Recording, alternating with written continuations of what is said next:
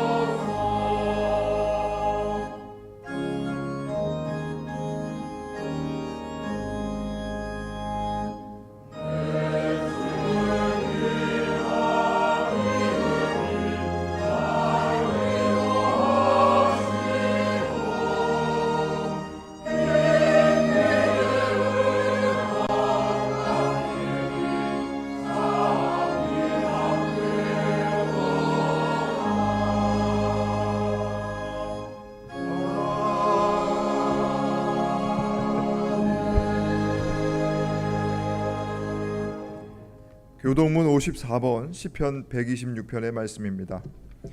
여호와께서 시온의 포로를 돌려보내실 때에 우리는 꿈꾸는 것 같았도다.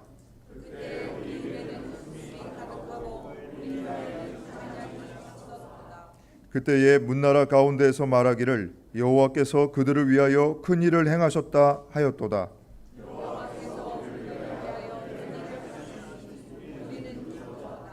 여호와여 우리의 포로를 남방 시내들 같이 돌려보내소서.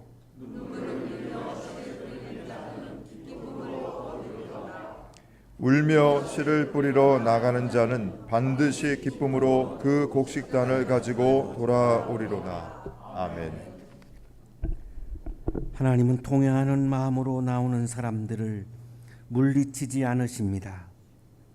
이제 우리들의 죄를 뉘우치고 고백합시다.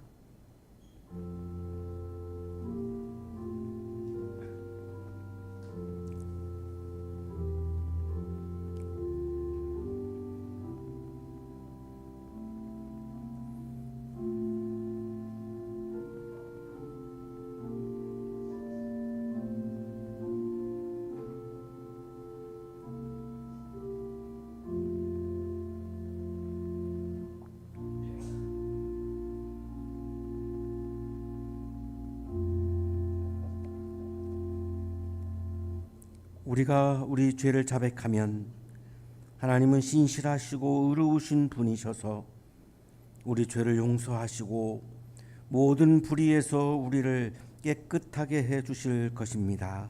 아멘.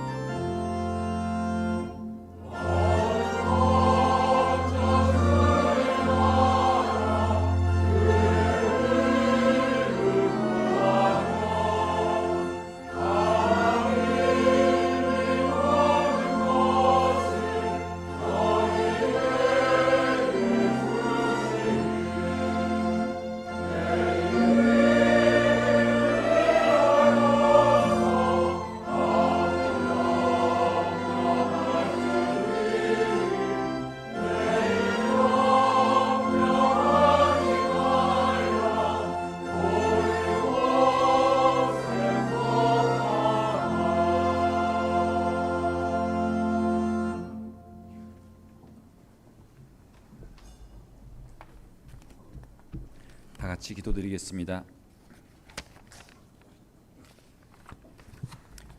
은혜가 풍성한 하나님 아버지, 지난주 추석 명절을 좋은 날씨에 잘 지내게 하시니 감사합니다. 추석 명절을 통해 흩어진 가족과 친지들과의 만남을 통해 가족의 소중함을 느끼게 하시고, 또한 오늘 추수감사주일로 지키게 하사 주님의 풍성한 은혜를 다시 한번 기억하게 하시니 감사드립니다. 온갖 귀한 곡식과 열매를 주님의 아름다운 섭리로 저희에게 주시니 그 풍성하신 은혜에 감사드립니다.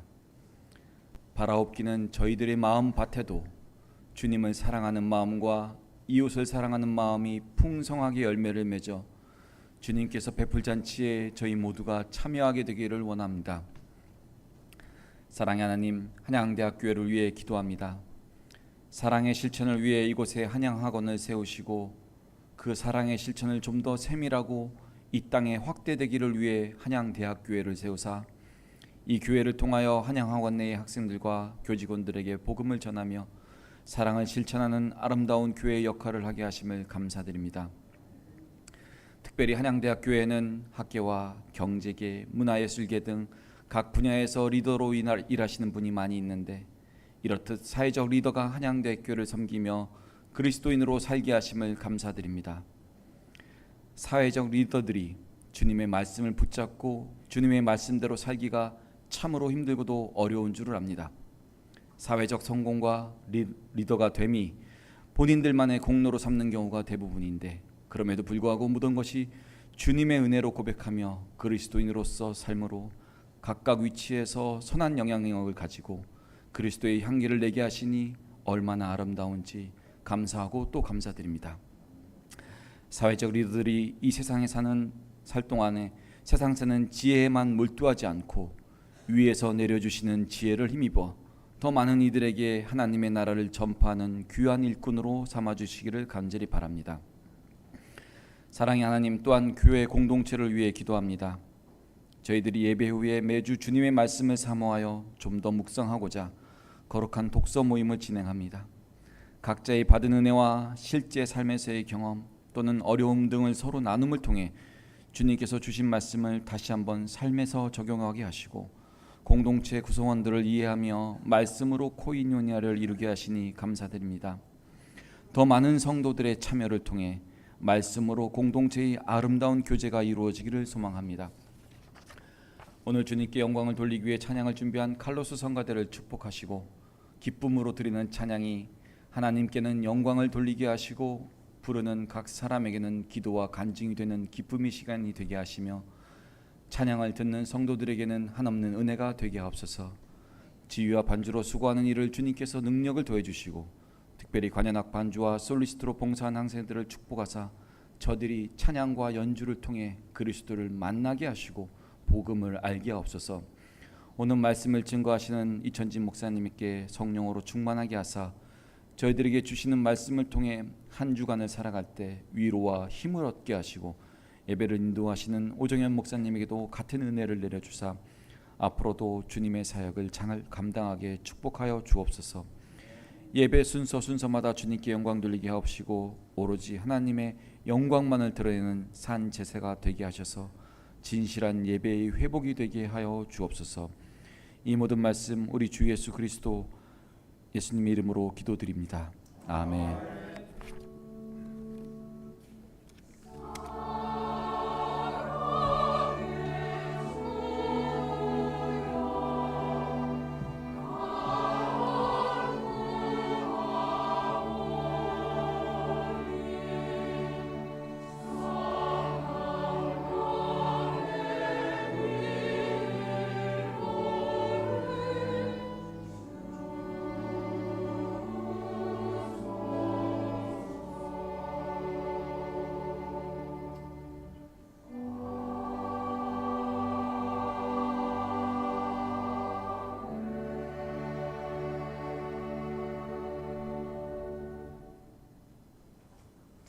요엘 2장 21절에서 27절까지 말씀입니다. 땅아 두려워하지 말아라. 기뻐하고 즐거워하여라. 주님께서 큰 일을 하셨다. 들짐승들아 두려워하지 말아라. 이제 광야에 풀이 무성할 것이다. 나무마다 열매를 맺고 무화과 나무와 포도나무도 저마다 열매를 맺을 것이다. 시온에 사는 사람들아, 주 너희의 하나님과 더불어 기뻐하고 즐거워하여라. 주님께서 너희를 변호하여 가을비를 내리셨다. 비를 흡족하게 내려주셨으니 옛날처럼 가을비와 봄비를 내려주셨다. 이제 타작마당에는 곡식이 가득 쌓이고 포도주와 올리브 기름을 짜는 틀마다 포도주와 기름이 넘칠 것이다. 메뚜기와 누리가 썰어먹고 황충과 풀무치가 삼켜버린 그 여러 해의 손해를 내가 너희에게 보상해 주겠다. 그 엄청난 메뚜기 군대를 너희에게 보내어 공격하게 한 것은 바로 나다. 이제 너희가 마음껏 먹고 배부를 것이다. 너희에게 놀라운 일을 한 주 너희 하나님의 이름을 너희가 찬양할 것이다. 나의 백성이 다시는 수치를 당하지 않을 것이다. 이스라엘아, 이제 너희는 알게 될 것이다. 내가 너희 가운데 있다는 것과 내가 주 너희의 하나님이라는 것과 나 말고는 다른 신이 없다는 것을 깨닫게 될 것이다. 나의 백성이 다시는 수치를 당하지 않을 것이다. 구약의 말씀입니다. 하나님 감사합니다.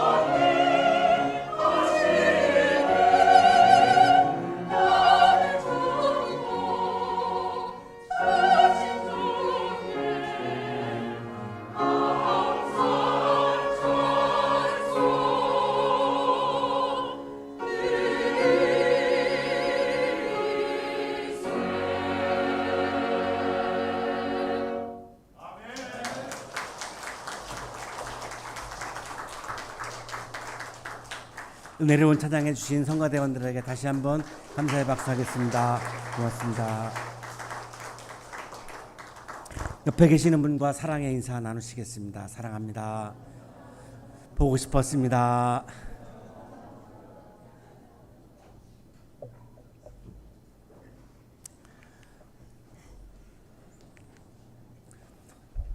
사회 심리학자인 에릭 프롬은 독일에서 태어났습니다. 하이델베르크 대학교에서 공부를 했고 교수 생활을 이렇게 하는데 나치가 들어서면서 미국으로 망명을 합니다. 그래서 콜롬비아 대학교에서 교수를 하고 또한 많은 책들을 썼는데요. 유명한 저서 중에 하나가 소유냐 존재냐라고 하는 그런 책입니다. 이 소유냐 존재라고 하는 책에서 에릭 프롬이 강조하는 것 중에 하나가 기쁨과 쾌락은 근본적으로 다르다라고 하는 것을 굉장히 강조합니다. 기쁨과 쾌락은 다르다. 이 책에서 이 본인이 기쁨을 영어로는 joy, 쾌락은 pleasure 이렇게 구분을 하고 있고, 또 독일어로도 기쁨은 Freude, 그리고 쾌락은 Vergnügen 이렇게 단어로도 이렇게 구분을 해주고 있습니다. 쾌락을 이렇게 정의합니다. 쾌락이란 무엇인가? 욕망의 충족이라고 정의하는 것이 가장 적절할 듯하다. 그러니까 우리는 욕망의 충족이 되었을 때 이거를 기쁨으로 오해하거나 착각할 수 있다는 것을 굉장히 강조하는 겁니다. 그래서 이해를 돕기 위해서 쾌락의 구체적인 예를 이렇게 들어줍니다. 사회적으로 성공하고 돈을 더 많이 벌고, 이게 다 쾌락에 속한다는 거죠. 추첨해서 당첨된 데에서 오는 쾌락, 인습적인 성적 쾌락, 마음껏 포식하는 데에서 오는 쾌락, 경주에서 이기는 쾌락, 음주, 마약, 환각 상태에서 야기되는 몰아의 상태, 가학성을 충족시키는 데에서 또는 생명체를 토막내거나 죽이는 데에서 오는 쾌락 등등. 이런 것들은 쾌락이지 이거를 기쁨으로 하고 말할 수 없다라고 이제 예를 드는 거죠. 소유로부터는 기쁨이 올 수 없다는 겁니다. 소유로부터 오는 것은 쾌락이라고 강조하는 겁니다. 그러면 기쁨은 어디서 오느냐? 존재에서 온다는 겁니다. 그래서 소유냐 존재라고 하는 책 제목을 붙인 거죠. 소유를 지향하는 사람이 경험하는 것은 기쁨이 아니고 쾌락인데, 우리가 그거를 기쁨으로 오해하거나 착각하고 있다. 그러다 보니까 쾌락을 우리는 지향을 하게 되고, 이 쾌락을 지향하는 격정은 자꾸만 깊어지다 보니까 더 짜릿한, 더 자극적인 쾌락을 향해서 내 삶이 몰아갈 수밖에 없다. 그러다 보면 진정한 기쁨은 경험해보지도 못한 채 이 세상의 삶을 마감하는 경우도 정말 너무나 많다. 기쁨이라고 하는 것을 한 번도 경험해보지 못한 사람도 많다는 겁니다. 왜냐하면 그 쾌락과 기쁨을 구분하지를 못하기 때문에 그렇다고 하는 겁니다. 기쁨이란 존재로 경험하는 것이지 소유로 경험할 수가 없다는 겁니다. 기쁨은 생산적 활동에 수반되는 현상이다. 기쁨이란 모라의 경지 순간의 불꽃이 아니라 존재에 내재하는 불씨이다. 존재 안에서 삶의 의미를 찾는 종교 및 철학 체계에서는 기쁨이 중심적인 역할을 한다. 우리가 신앙생활을 하고 우리가 교회 생활을 하는 데 있어서 매우 중요한 것 중에 하나가 기쁨이라는 겁니다. 왜냐하면 예수님도 말씀을 통해서 복음이라고 그랬죠. 복음, 이게 기쁜 소식이죠. 근데 이게 기쁜 소식이 아니고 아주 슬픈 소식이 되었다라고 하는 게 니체의 비판입니다. 오늘날 기독교는 복음을, 기쁜 소식을 슬픈 소식으로 만들어 버렸다, 이제 이렇게 비판하면서 기독교를 떠나는데요. 우리가 종교 생활한다, 신앙 생활한다, 교회 생활한다 해서 중요한 것 중에 하나는 내게 기쁨이 있느냐는 겁니다. 기쁨이 없다라고 하는 것은 이게 하나님의 존재를 기뻐하거나 내 존재 안에 계시는 하나님을 만나지 못했다라고 하는 증거입니다. 그러니까 교회 생활은 가능하지만 영적인 생활은 가능하지가 않은 상태인 겁니다. 교회 생활을 한다고 해서 내가 영적 생활을 한다라고 보는 것은 이것도 굉장한 또 오류이고 오해이고 착각입니다. 좀 쉽게 예를 들겠습니다. 존재에서 어떻게 오는 기쁨이라고 하는 게 어떤 의미느냐? 봉사활동을 했을 때 기쁘죠. 이건 내가 뭔가를 소유한 게 아닌데 왜 기쁠까요? 내가 사람답게 존재하고 선하게 존재하고 내가 아름다운 존재로, 아름다운 사람으로 존재하는 데서 오는 기쁨이지 소유에서 오는 기쁨이 아니죠. 기부를 했을 때의 기쁨, 존재에서 오는 기쁨입니다. 나눔을 통해서 생명을 살렸을 때의 기쁨, 존재에서 오는 기쁨이죠. 내가 인간답게 존재할 때, 내가 사람답게 존재할 때, 내가 아름다운 사람으로 존재할 때 그 찾아오는 기쁨이란 말할 수가 없습니다. 이건 쾌락하고는 비교가 되지 않죠. 나에게 고통이 와도 그 기쁨이 더 크기 때문에 그 기쁨은 고통을 이기고도 남습니다. 예수님도 십자가에서 죽으시면서 맨 마지막에 다 이루었다 기뻐하셨습니다. 몸의 고통은 어마어마했지만 내가 하나님의 아들답게 존재했다라고 하는 그 존재에서 오는 기쁨이 이루 말할 수가 없었던 거죠. 찬양하는 기쁨, 기도하는 기쁨, 말씀의 기쁨, 이게 다 존재에서 오는 기쁨이죠. 신앙인답게 내가 존재하는 데서 오는 기쁨입니다. 소유로부터 오는 기쁨이 아니죠. 그래서 에리 프롬은 소유로부터 오는 기쁨, 그거는 타락이다. 정확하게 구분을 하자. 존재에서 오는 기쁨은 그건 진짜 기쁨이다. 이렇게 지금 구분을 해주고 있는 거죠. 오늘 성서율과 본문이 속해 있는 요엘서는 12개의 소예언서 중에 이제 하나인데, 기쁨을 상실한 우리의 모습처럼, 에리 프롬의 말에 의하면 우리는 기쁨을 상실하고 쾌락 속에 살고 있다라고 그렇게 이야기를 하는데요. 기쁨을 상실한 우리의 모습처럼 기쁨과 즐거움을 사라져버린 현실을 배경으로 하고 있는 말씀입니다. 요엘서의 전체적인 다 역사적인 배경은 기쁨이 상실했어요. 즐거움이 없어요. 그런데 성서학자들은 오늘의 우리들의 성서율과 본문을 감사의 노래라고 부릅니다. 기뻐할 대상이 없고 즐거워할 대상이 없는데, 그런데 감사한다는 거예요. 이 존재에서 오는 기쁨이죠. 소유에서 오는 기쁨이 아니라는 거예요. 포도 농사가 망했습니다. 그러니까 새술을 만들 수가 없어요. 이렇게 말씀하죠. 포도 농사가 망하였으니 새술을 만들 포도가 없다. 백성아 울어라. 포도주가 없으면 울으라는 거예요. 이건 굉장한 저주받은 삶이라는 거예요. 복이 아니라는 거예요. 곡식이 다 죽었습니다. 그러니까 땅이 통곡하고 농부들이 막 슬퍼합니다. 밭이 황폐하구나. 곡식이 다 죽고 포도송이가 말라 쪼그라들고 올리브 열매가 말라 비틀어지니 땅이 통곡하는구나. 농부들아 슬퍼하여라. 포도원 일꾼들아 통곡하여라. 밀과 보리가 다 죽고 밭곡식이 모두 죽었다. 곡식이 다 죽었어요.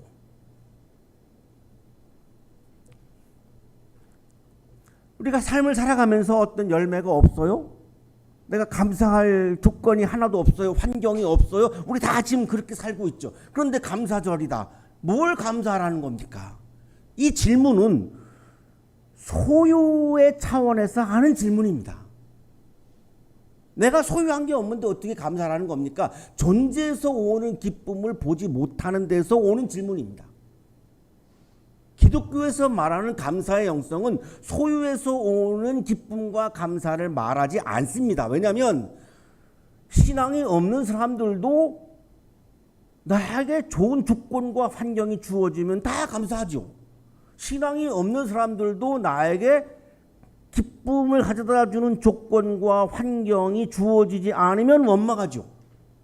그러면 기독교인들이 기뻐할 조건과 환경이 없다고 해서 감사하지 못한다면 그거는 그냥 자연인의 모습이지 신앙인의 모습이 아닌 겁니다. 기독교에서 말하는 이 감사의 영성은 조건과 환경에서 오는 감사를 말하지 않습니다. 전혀 그렇지 않습니다. 근데 우리의 이 눈이, 영적인 시선이 자꾸만 거기에 머물러 있는 거죠. 자연인이나 보니까 그럴 수밖에 없는 면이 있습니다. 이거를 뛰어넘어야 되는 게 신앙의 영역입니다. 이거를 뛰어넘는 게 영성의 영역입니다. 기쁨이 없다. 포도나무가 마르고 무화과나무도 시들었다. 석류나무, 종려나무, 사과나무 할 것 없이 밭에 있는 나무가 모두 말라 죽었다. 백성의 기쁨이 모두 사라졌다. 이게 지금 요엘서에가 나와 있는 역사적인 배경입니다. 농사가 망했죠. 그러니까 성전에 드릴 재물이 없어요. 그래서 성전에도 기쁨과 즐거움이 없다고 말씀합니다. 곡식이라고는 구경조차 할 수 없다. 우리 하나님의 성전에는 기쁨도 즐거움도 없다. 성서 주석가들은 이 역사적인 배경이 언제이냐에 대해서 굉장한 논쟁을 현재도 하고 있습니다. 기원전 701년 바빌로니아가 남유다를 침공합니다. 이때로 보는 학자도 있고 바빌로니아가 또 남왕국을 침공하죠. 이 기원전 588년입니다. 이때로 보는 사람들도 있고, 기원전 400년경에는 이제 바빌로니아가 무너지고 페르시아가 등장해서 이제 페르시아가 이 남왕국을 지배합니다. 기원전 400년경 페르시아의 지배 때로 보는 사람도 있고, 가장 최근의 연구는 또 바빌로니아 포로기, 기원전 586년에 이제 남유다가 망하죠. 이 포로기로 끌려갔을 때 상황이다라고까지 보는 이제 사람도 막 나와가지고 굉장히 현재도 이제 논쟁을 벌이고 있는 상황입니다. 자, 그러나 어쨌든 이 기쁨과 즐거움이 사라진 현실에 대해서 요엘 예언자는 주님의 날이다 이렇게 말합니다. 주님의 날이다. 그러면 무슨 의미죠? 기쁨과 즐거움을 사라지게 한 주체는 하나님이라는 겁니다. 주님의 날이니까요. 유다 땅에 사는 백성아 모두 떨어라. 주님의 날이 오고 있다. 그 날이 다가오고 있다. 주님의 날은 놀라운 날, 가장 무서운 날이다. 누가 감히 그 날을 견디어낼까?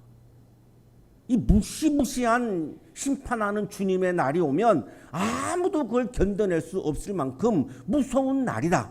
그래서 지금 땅이 황폐가 되었고 곡식도 다 죽었고 열매도 다 죽었고 성전의 재물도 없고 온 세상이 다 죽어가고 있는 이 상황을 주님의 날이다라고 부릅니다.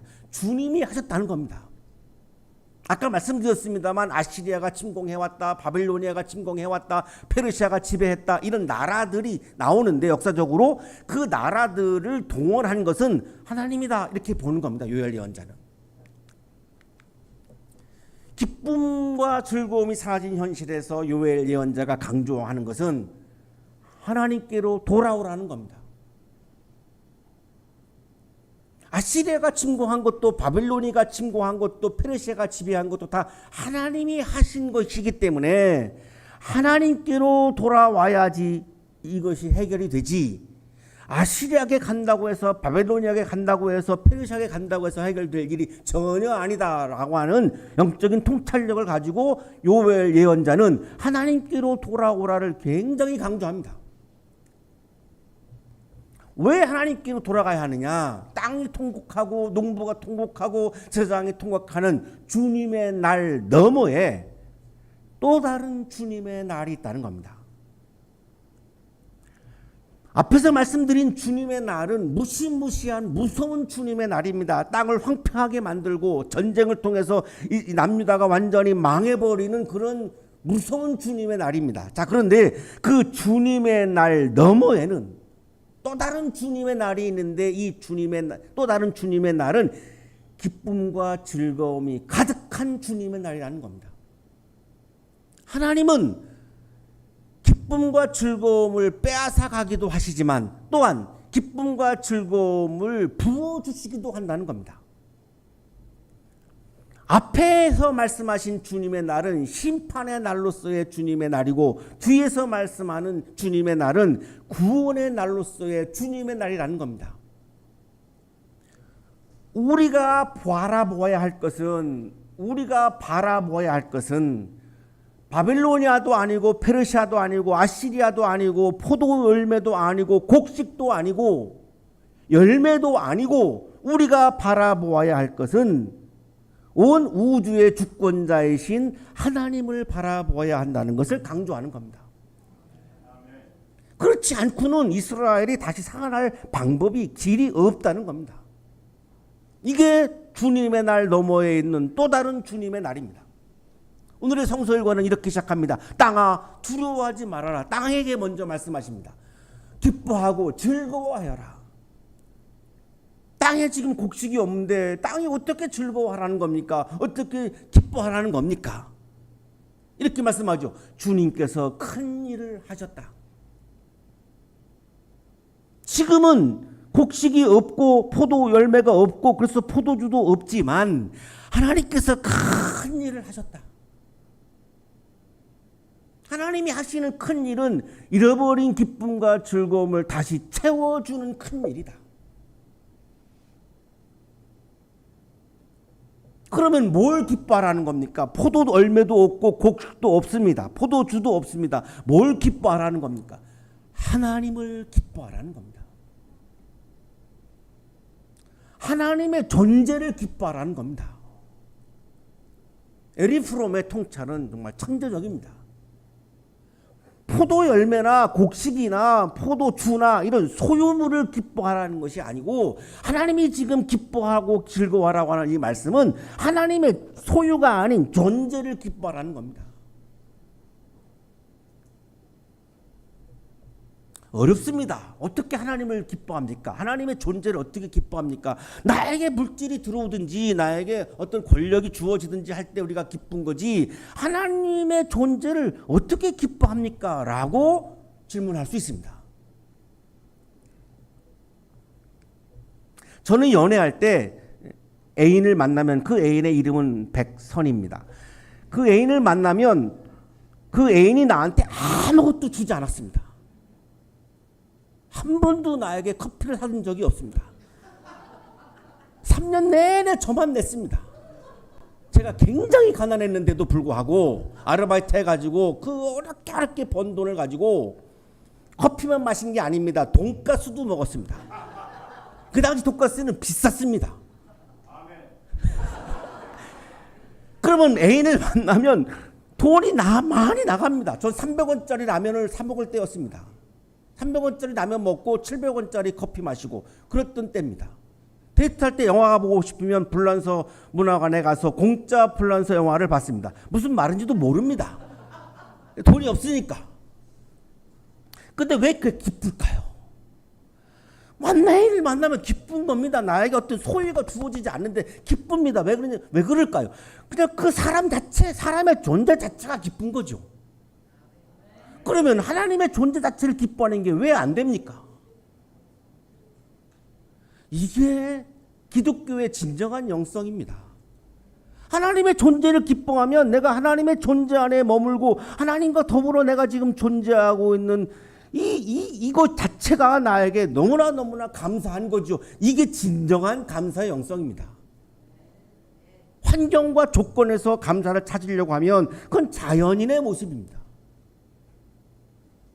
그래서 하나님이 땅 보고 기뻐하고 즐거워하라는 거죠. 하나님의 큰 일을 보면서 큰 일을 하시는 하나님의 존재를 바라보면서 하나님은 큰 일을 하시는 존재이시니까 하나님만 봐도 기쁨이 넘치고 즐거움이 넘칠 수 있다는 거죠. 곡식은 없지만 열매가 없지만 포도주가 없지만 그러고 나서 들짐승한테 말씀하십니다. 들짐승들에게도 기뻐하고 즐거워하라는 거예요. 열매가 없어요. 열매가 없는데 그럼 들짐승이 먹을 게 없지요. 풀도 없어요. 그러면 들짐승이 먹을 게 없어요.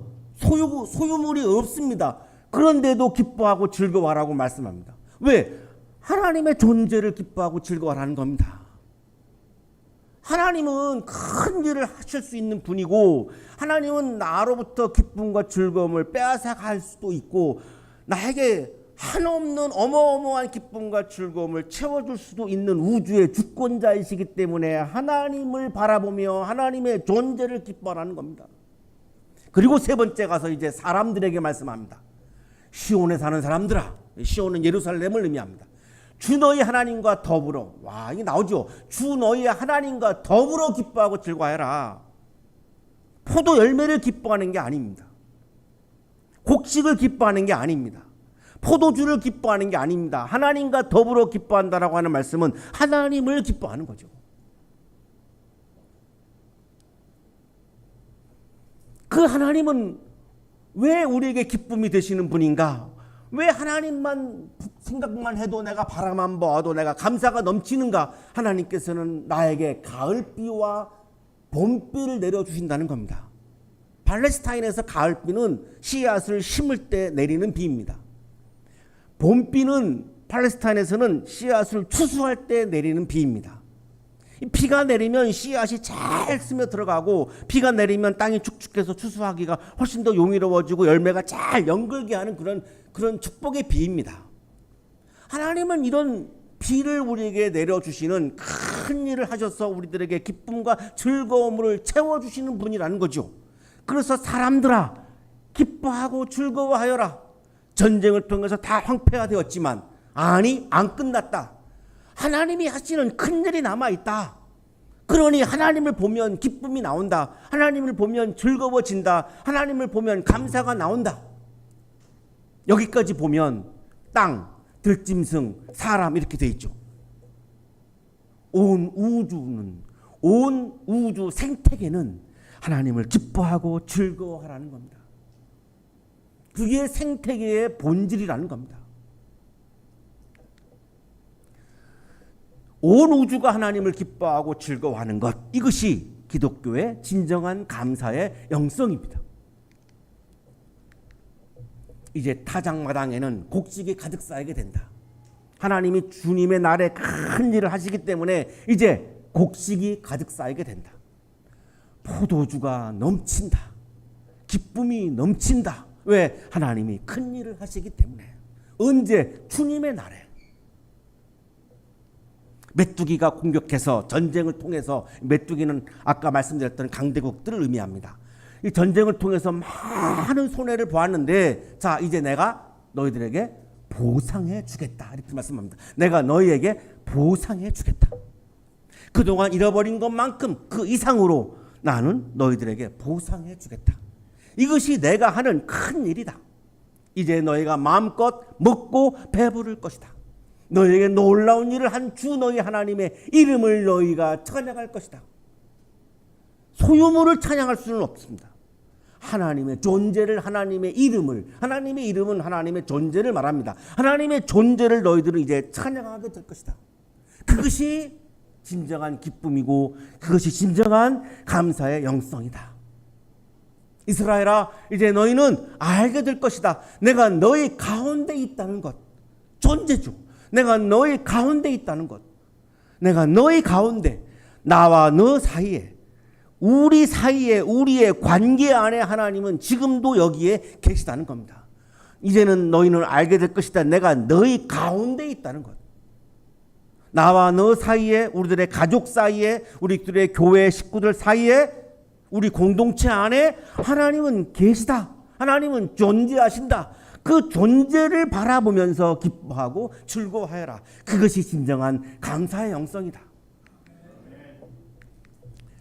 김근주 교수는 포도주와 기름과 양식의 풍요로움의 의미는 그 자체가 중요한 것이 아니고 하나님의 존재를 깨닫는 데 있다라고 설명을 해줍니다. 풍요로움은 그 자체로 의미 있는 것이 아니라 여호와가 어떤 분인지를 드러내는 데 의미가 있다. 나에게 주어지는 풍요로운 소유물은 그 소유물 자체가 나에게 기쁨을 주는 것이 아니라 그 소유물을 가능케 하신, 그 소유물을 허락해 주신 하나님의 존재를 기뻐할 때에 그것이 진정한 기쁨이다. 쾌락이 아니고 기쁨이다.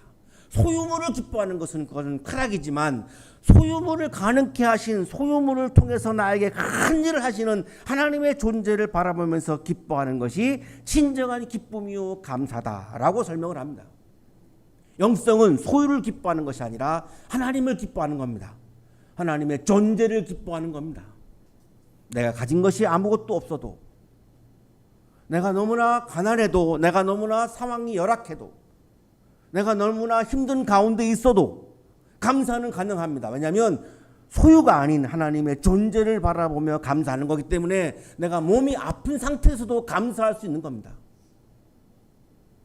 그 감사가 있는 곳에서 놀라운 하나님의 일이, 하나님의 큰 일이 시작되고 하나님의 큰 일이 완성되는 것입니다. 그거를 믿는 것이 기독교 신앙입니다. 하버드 대학에서 50년 동안 가르쳤던 신학자 하비 콕스가 바보제라고 하는 책에서 인간은 축제를 즐기는 호모 페스티브스다라고 말합니다. 지금 우리 학교 운동장에서 홈리스 축제를 하는 것을 어제도 보았고 오늘도 봤는데요. 인간은 축제를 즐기는 호모 페스티브스다. 이 축제의 의미가 뭔지를 이분이 이렇게 얘기합니다. 인간이란 그 본성으로 미뤄볼 때 노동을 하고 사색을 하는 생물일 뿐만 아니라 노래와 춤과 기도와 설화와 경축의 행위를 가지고 있는 존재이다. 우리가 지금 예배 드리고 있는 것도 페스티브스라는 겁니다. 찬양하는 것도 페스티브스입니다. 기도하는 것도 페스티브스입니다.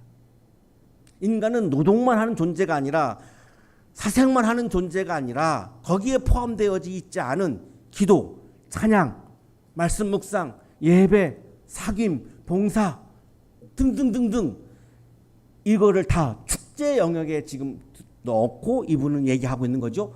이 설화와 경축의 행위를 가지고 있는 존재이다. 인간은 호모 페스티브스 제축인이다. 인간은 축제를 하는 존재입니다. 기뻐하고 즐거워하는 존재입니다. 우리가 기뻐하고 즐거워할 때에 사람다운 사람이지, 기쁨과 즐거움을 상실해버리면 사람다움을 잃어버립니다. 기뻐하고 즐거워하며 살아가는 게 인간입니다. 그리스도인은 누구입니까? 그리스도인은 하나님을 기뻐하고 즐거워하는 존재가 그리스도인입니다.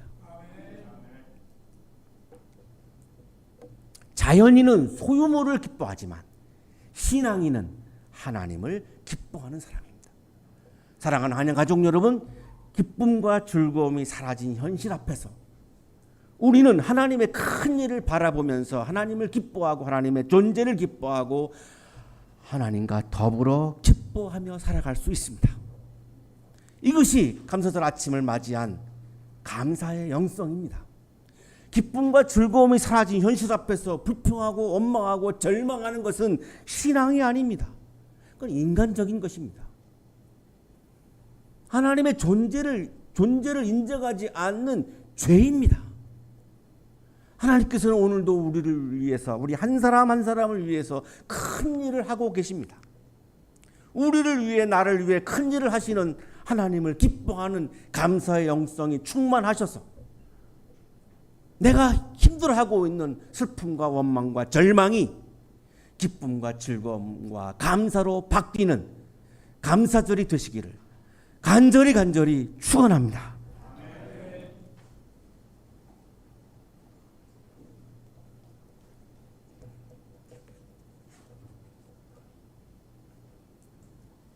어렵고 힘든 조건과 환경 앞에서 넘어질 때가 많았습니다. 큰 일을 하시는 하나님을 바라보지 못하고 원망하고 불평하고 포기하고 주저앉았던 시간이 우리에게 너무나 많이 있었음을 고백합니다. 주님, 우리의 믿음을 깨워주셔서, 우리의 영성을 깨워주셔서 조건과 환경이 나를 너무나 힘들게 하는 상황에서도 고개를 들고 눈을 뜨고 나에게 큰 일을 하시는 하나님을 바라보며 하나님을 기뻐하는 그리스도인으로 오늘도 살아가게 하여 주옵소서. 부족하지만 우리들에게 기쁨과 즐거움을 가득가득 채워주시는 주님을 찬양합니다. 예수 그리스도의 이름으로 기도하옵나이다. 아멘.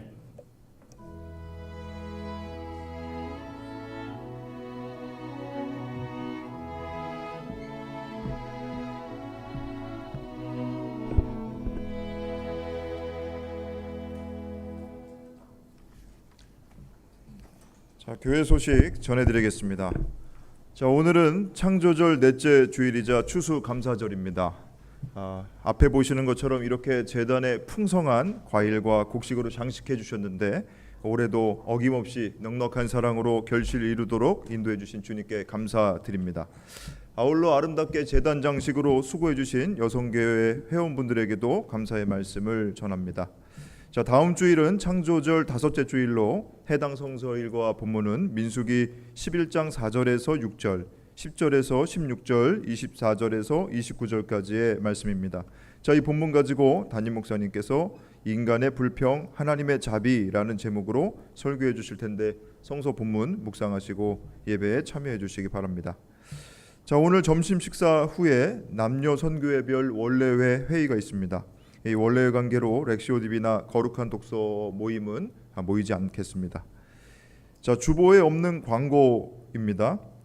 서울 2024 제19회 홈리스 월드컵이 어제 21일 토요일부터 이번 주 토요일 28일까지 우리 한양대학교 대운동장에서 진행됩니다. 이번 대회는 아시아 최초로 우리 대한민국 또 서울 한양대학교에서 진행이 되고 있는데 전 세계 각국의 52개 나라 38개 나라 52개 팀이 이제 청년들이 참여하게 됩니다. 아마 주거권 이 사각지대에 놓여 있는 청년들이 이 축구를 통해서 자신들의 인생 스토리를 이렇게 담아가지고 뭐 경기의 성패보다는 어떻게 보면은 서로를 격려하고 응원하는 가운데 이 삶이 더 나은 방향으로 나아가자는 그런 취지로 진행하는 대회인 것 같습니다. 우리 기독교 신앙과 크게 다르지 않은데요. 우리 사회적 선교 차원에서 우리 한양대학교 교우 여러분께서도 이 세계 각국에서 오신 손님들을 사랑으로 환대해 주시고 또 경기에 참여하는 청년들 또 그곳에서 대회를 진행하는 우리 관계자분들을 따뜻한 마음으로 격려해 주시고 또 성원해 주시기를 부탁을 드립니다. 일주일 동안 경기가 진행되니까 우리 교우 여러분들도 관심 가지고 지켜봐 주시기 바랍니다. 자, 오늘 우리 교회에 방문하신 분을 소개해 드리겠습니다. 독일에서 오신 것 같은데요. 독일어로 쓰셨네요. 여기 스테츠 오페르 하노베르 하노버 주립 오페라 하우스 같은데 김현영님 그리고 어머님 되시는 정영희님 오늘 봉헌 찬양 들려주신다고 하는데 어디 계시죠? 잠깐 자리에서 일어나서 인사드리실 때 우리 따뜻한 박수 보내드리겠습니다. 네, 감사합니다. 자, 그리고 교우 소식 이어서 전해드리겠습니다. 정재호님과 이혜라님께서 10월 5일 토요일 오후 1시 50분 스타시티 아트 웨딩홀 5층입니다. 아트홀에서 혼인식을 거행합니다. 두 사람 모두 아주 신실하게 예배에 참여해서 사랑을 키우고 있는데 이곳이 데이트 장소인 것 같기도 하고 오랫동안 사랑을 잘 키워서 이제 결실을 맺게 되었습니다. 우리 교회 여러분들께서 많이 참석해 주시고 또 기도해 주셔서 앞으로 믿음의 가정 이룰 수 있도록 많은 격려와 축하해 주시기를 바랍니다. 오늘 이 두 분께서 또 추수감사절을 맞아서 교우 여러분들에게 맛있는 점심 식사를 대접해 드린다고 합니다. 끝나고 나시면 애찬실로 이동하실 때 그곳에 맛있는 뷔페가 준비되어 있으니까 한 분도 빠지지 마시고 식사하시고 즐거운 식탁 교제 나누시기를 바랍니다. 그 외 교회 소식이나 교회력 성서일과에 따른 예배 안내 여러분 가지고 계신 주보를 참조하시면 되겠습니다. 자, 이상 교회 소식 알려드렸습니다.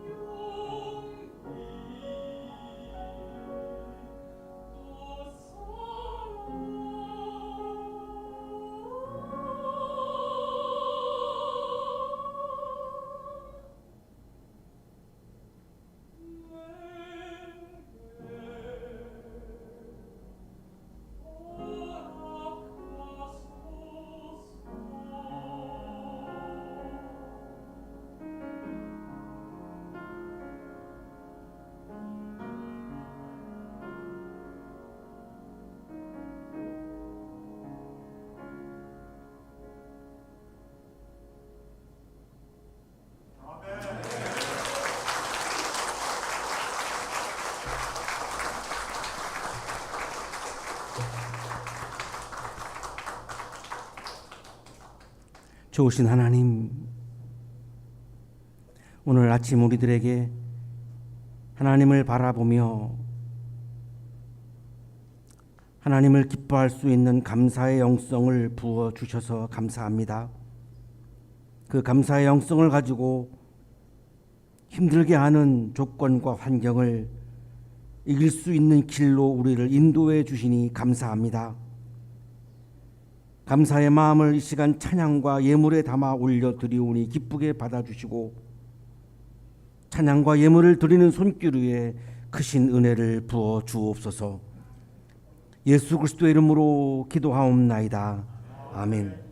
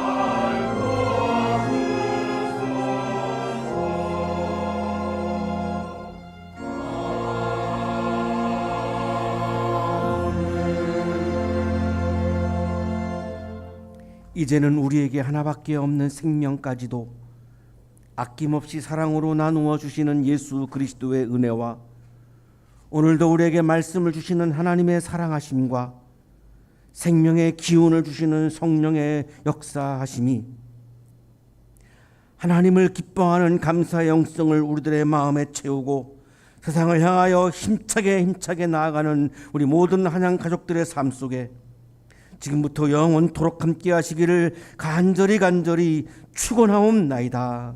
아멘.